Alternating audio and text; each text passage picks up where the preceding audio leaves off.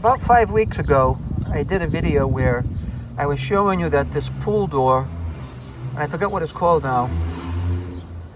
There's a term for it, but the skimmer door was sticking on me. All right, and what happened with it, if it would come up this way, it would get stuck. All right, and it's not doing that anymore.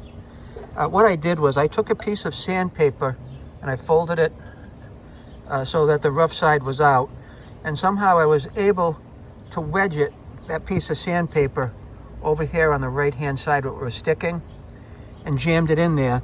And then I was able to move the door back and forth, sanding that side down, not the physical right hand side, but just the Weir door, the right side of the Weir door. I was able to shave down with the sandpaper, and now it's been working perfectly.